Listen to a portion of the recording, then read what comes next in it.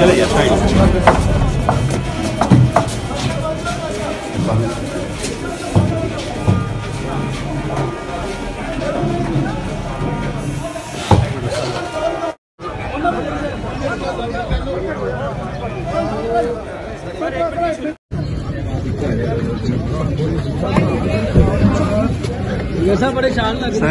Sir क्या कहेंगे, तहरीक अदम एतमाद इमरान खान वो पेश कर दी गई है और इमरान खान चूँकि साढ़े तीन साल पौने 4 साल में इस मुल्क की मईशत का बेड़ा गर्क कर दिया है, इस माशरे का बेड़ा गर्क कर दिया है, गरीब तर हो गया है और बेरोजगारों की अपना तादाद में बेपनाह इजाफा हो चुका है।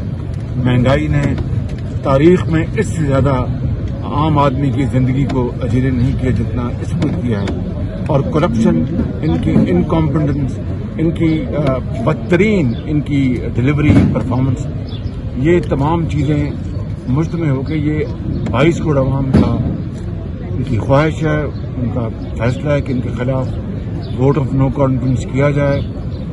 इसलिए अवाम की ख्वाहिशात के पेश नज़र जद्दा ऑपोजिशन ने दाखिल किया है। जिस तरह की जुबान इस्तेमाल कर रहे हैं और उसको लफ्ज़ जुबान पर नहीं लाए जा सकते। गलाजत के ढेर जहाँ जा रहे हैं, गलाजत के ढेर वहाँ पर जमा करके जा रहे हैं। इनको कौन साफ करेगा? सारा साल लग जाएंगे।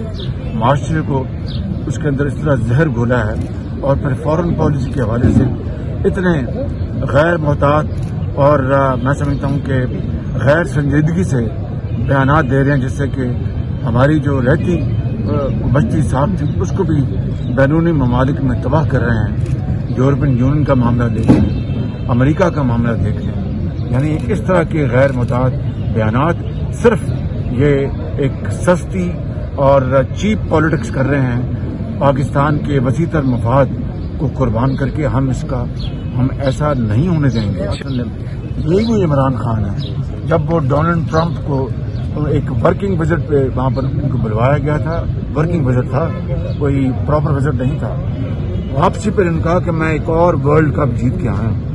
जो वही अमेरिका था कि अमेरिका से वापसी पे इमरान खान ने कहा था मैं एक और वर्ल्ड कप जीत के आया हूँ। और इस तरह के मामलात, इस तरह के नाजुक मामलात के ऊपर इस तरह के गैर मोहतात बयानात देना कश्मीर कॉज को भी डैमेज कर रहे हैं और उम्मा के कॉज को भी डैमेज कर रहे हैं।